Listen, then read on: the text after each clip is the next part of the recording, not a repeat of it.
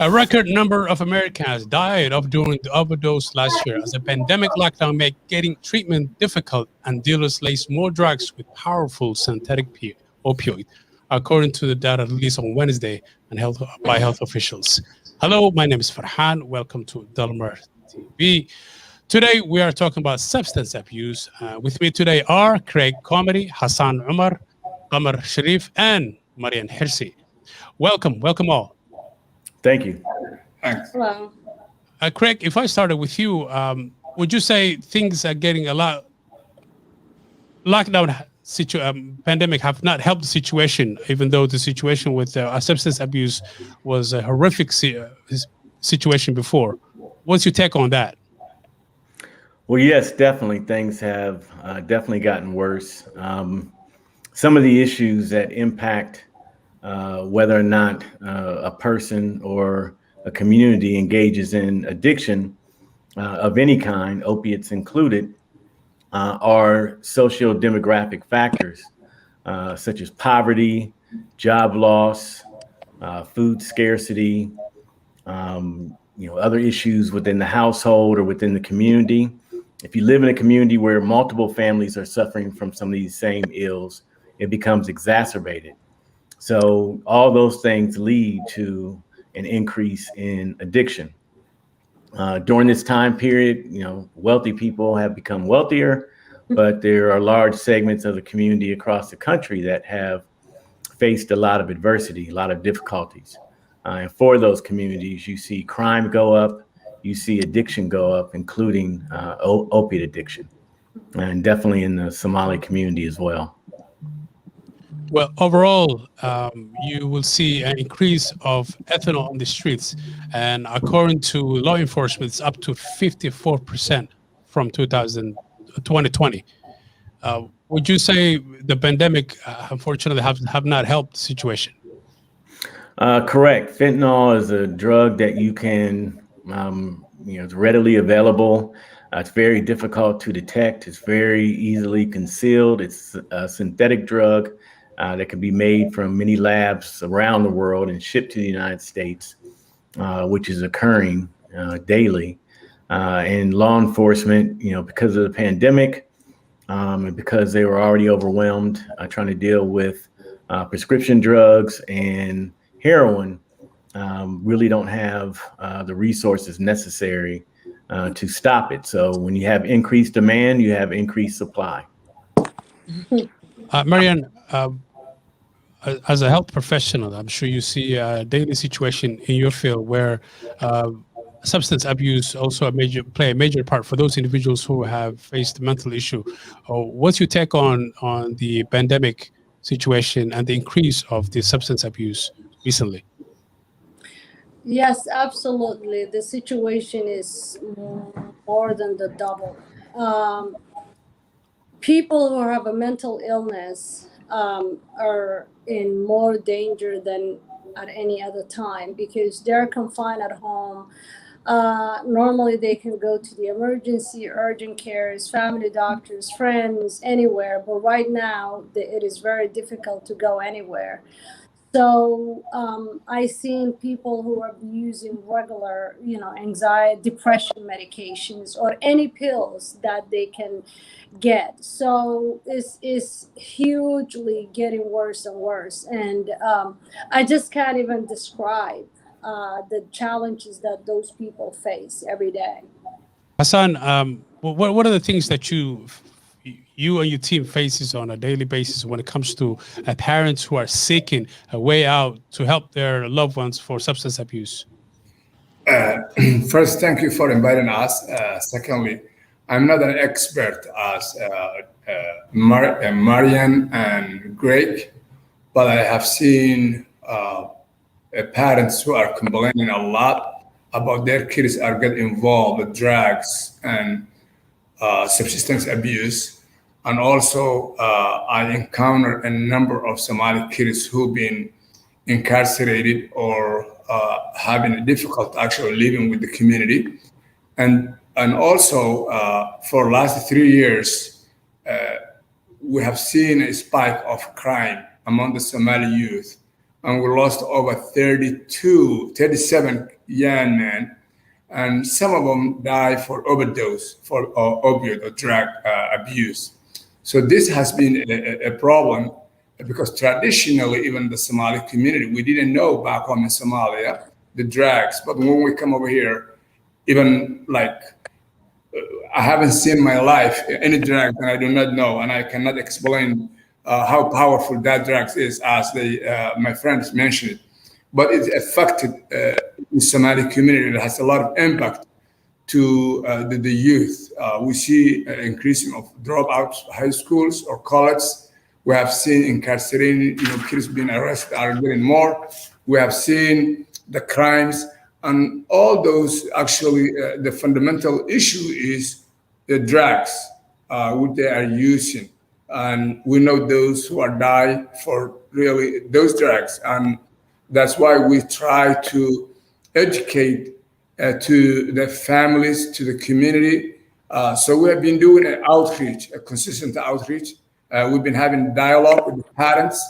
We brought an expert into the table. We share all the information about the problem of these drugs.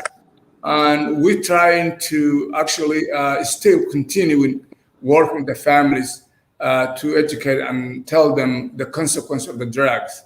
But I think this is not something that we can overcome overnight at one time. We need a collaboration among the Somali groups, including the religious groups, community, business community, health professionals. When we combine our effort, I think we'll be able to make a change in the community. But if we let things go the way they are right now and nobody's taking action, and if the parents and the business community are not taking action, we will see more problems the months or the years to come. So we know that the youth is our future and we need to help them. So this is a problem. This is something that we need for this community, and we need really to stop and take an action. And I'm greatly appreciative Delbert TV's this show and the other shows that you have been done in the past, because we know that this TV is a sole Somali speaking channel, and so many people watch and they rely on it. And as a Somali community, we would like to work with you also to continue, and we appreciate your time. Thank you for the endorsement. Craig, if I get back with you, so far 2021 is July 27th, and so far there has been over 30% extra death of substance abuse this year so far than 2020. Now, if we get back to the numbers and the cost of this situation, what do you think? How do you think, if someone has no clue what substance abuse is, how would you break it down? How would you explain? So, I would explain substance abuse, and really here with the opiates, we're talking about addiction. As people who are having, you can really see in their lives that there's a breakdown in their ability to function on a daily basis, where whatever drug they're engaging in, and for heroin, it's such an addictive drug that, once you become, or opioids, because that, includes heroin, pain pills, and fentanyl. Once, people become addicted to it, it really does take over their ability to function and to grow. So if we're talking about young adults, or we're talking about teenagers, it affects their ability to do well in school. They start to think more about how they're going to get money to buy a substance, dealing with the adverse reaction to the substances, which leads to overdose or the needs of treatment.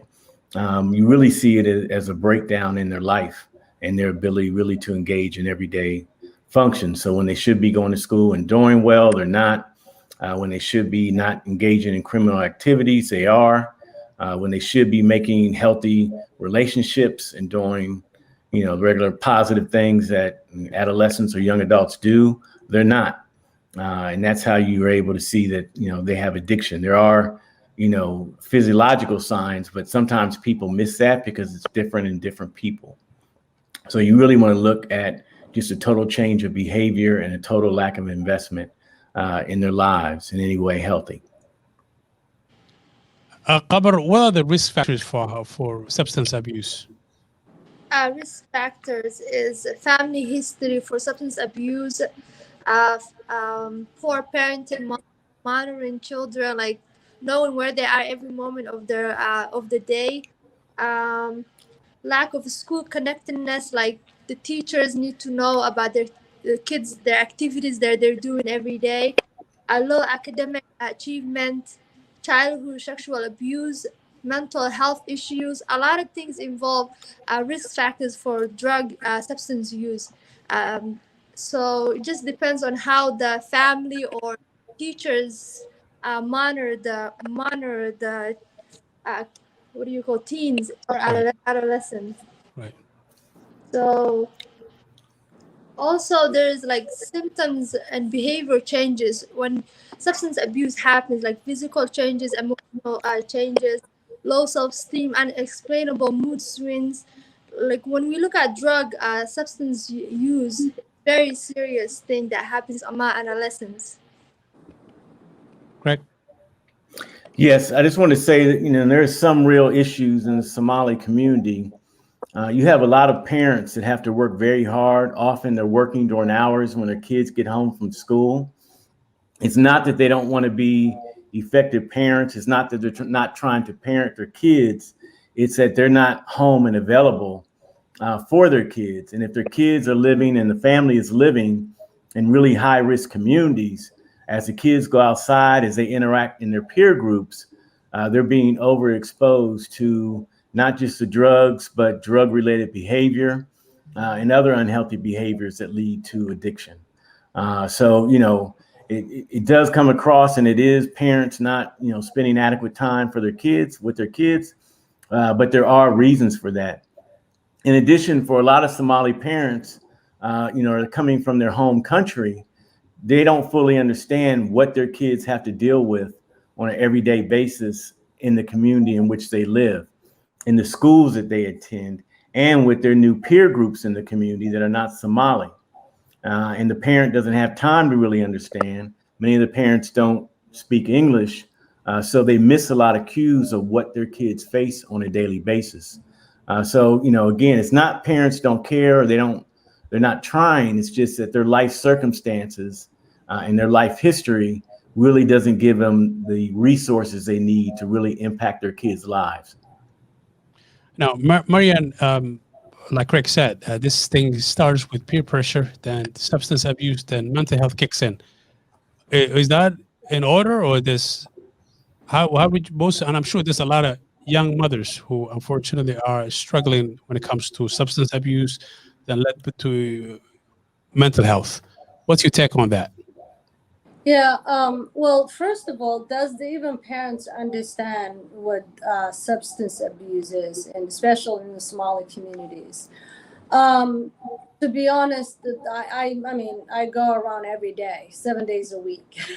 I see parents, families, and patients. Some of the things that I see mostly is that they don't even, some of the parents don't understand. Some of the parents are in denial. Some of the parents don't have any other mean. They have to go to work. They have to go out, and they live in 4 or 5 teenagers at home. So you don't know what they're doing, and that's how the kids get involved with others and exposed on these issues. So I just met a lady who said that I asked where her son was, and she said, to be honest with you, he's in a jail. He's in prison. He's a teenager. And she said, I tell people because they don't help. I tell people that he went to India to go to school. And the reason that she's saying is that because friends and families are making fun out of her and saying, oh, your son is crazy, or your son uses drugs. So she doesn't want to face that. So the child went to prison because he just committed a little crime. So whether it is drinking alcohol or using other drugs. And most of the parents don't understand what the drugs are.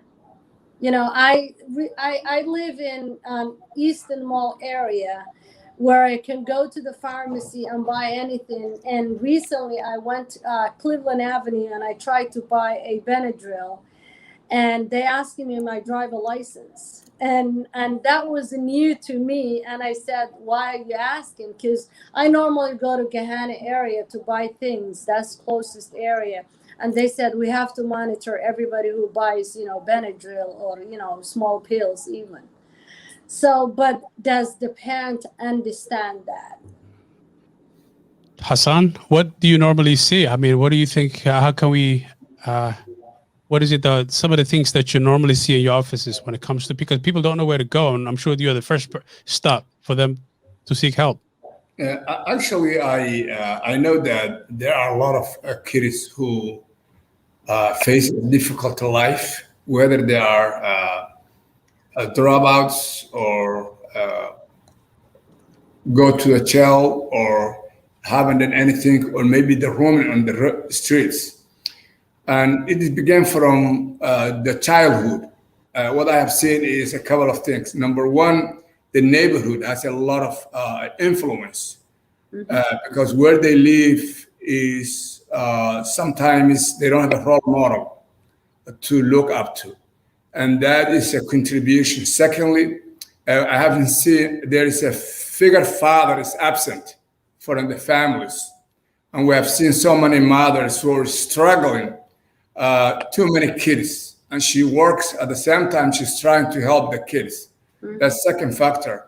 The other factor I say is there are so-called Islamic schools or charter schools, which is not true. There's no Islamic schools in the United States, in Columbus, other than the Sunrise Academy. And those schools, some of them do not even have a certified teacher. And then the kids, when they go, like when they are not getting any a basic education, when they are like elementary or the middle school, and they stay together as a team and still maintain the same culture. Whenever they go to high school, they go to the mainstream of American schools, and then they cannot compete, and they failed. Then they ran away from schools. And then they live the worst in neighborhood, and then they don't have a father. All those factors contributed the kids to become drug dealers, and they have been easily targeted because they are a market. It's a new market for Somali community. So drug dealers and the people who are using really identify that area has a lot of opportunity. So they give the kids a false hope. They give some money. I know kids who robbed on pharmacies, not only one. Even 2 years ago, 15 years old Somali guy was really killed by the police and the east side of Columbus because he was trying to get a medicine from the pharmacy. I know one other one in Dublin. I know the other one, and even last week there were two young guys, Somalis, actually been chasing the police from county to county, and they've been arrested in Hocking County. So right now they are waiting a trial, maybe next week or this week.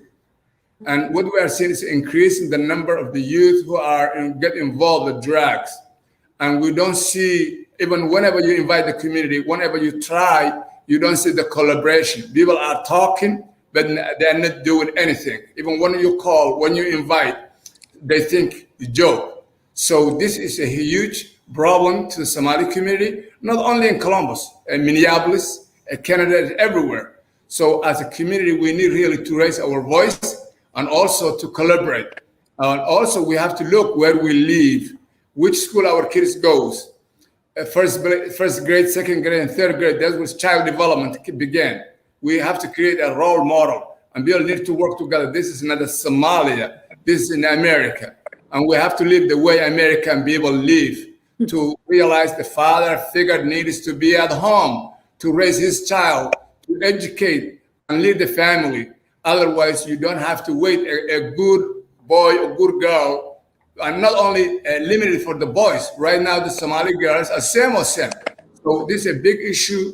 It's a big issue, and it's affecting a huge number of the segment of our youth. So we need really to do some actions, and we need to continue this kind of dialogue and invite the parents, invite the religious. We have so many mosques in town, so they need to take their own share, really, not only to lead the prayers, but to take action to bring the youth together and work with the rest of the community and educate.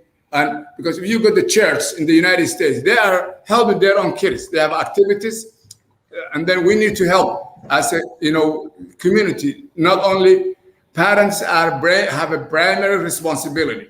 Sometimes they say the community or something. The parents, every family, every mother has a primary responsibility for her child or their child.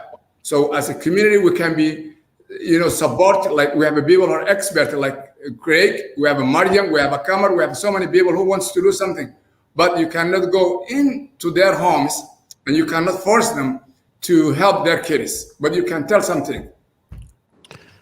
Craig, as you can see, unfortunately, this substance abuse is epidemic within the community, but unfortunately, people don't have the ways or means to obtain assistance.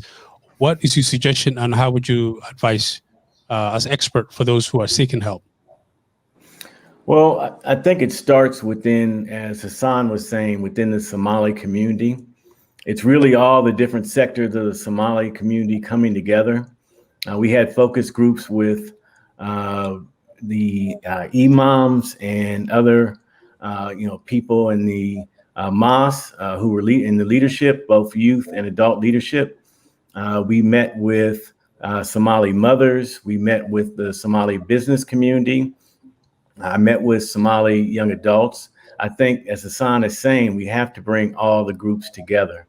It has to be a community-led venture because you all understand your community the best, and it empowers you the best if it comes out of your community. It makes sure that any entity coming into your community understands and respects your culture and your values and builds on the strength of your community. We talked a lot about things that are difficult within the Somali community, but there's a strong, positive foundation within the community as well. And any efforts coming into the community really needs to build on a strong Somali culture. So for that reason, bringing all those groups together, working together, overcoming differences, accepting that, no one group is perfect, but really coming together and actually, working in the community. Having conversations are good. I think that's the foundation.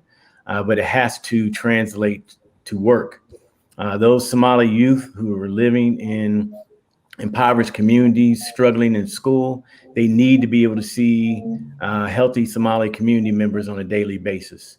And there's a strong Somali community in Columbus. There's a lot of Somali businesses. There are a lot of Somali groups that are doing well. We have to bring, all those groups together really to impact change. Ms. Hershey, Marianne Hershey, finally, when it comes to assisting those mothers who unfortunately cannot come out publicly, what's your advice for for the expert to reach those who actually need the assistance and those mothers who need to connect with the expert, such as Craig and the community leader Hassan and Kamar? Well, we have to guide them through for them, we have to communicate with them, and everybody, I guess, is busy and doing their own thing. So we don't have if I stand up today and say, hey, let's talk, let's get together, let's understand the situation, you need to open up, let's come to the community, no one will come. Is very little who will come out and, who will even voice their issues. But we just have to try and educate them, and the only thing we can do is education. I've seen so many different difficulties, honestly, throughout the years. I work in a hospital, and when a Somali person comes all the nurses and everybody runs away, honestly. And I will look around and say, why are you guys running? And they say, oh, you don't understand, this guy is a killer. We had him 2 months ago, he almost killed so and so. Because when they leave the hospital and go home, they don't continue the treatment. They threw the pills, and the family will say, well, you're not crazy, why are you taking these pills?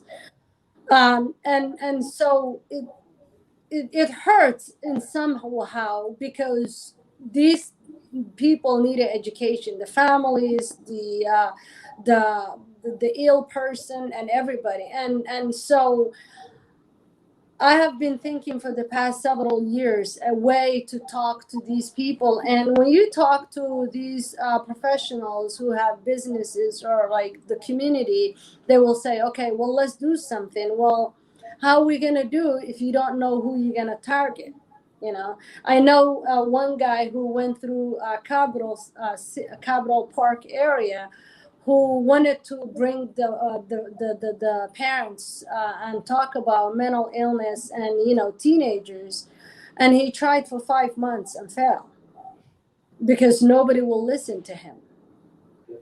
Yes, I just wanted to also state that we had met with a group of Somali mothers. I told Farhan I just need a group of 12, and I think not Farhan, Hassan.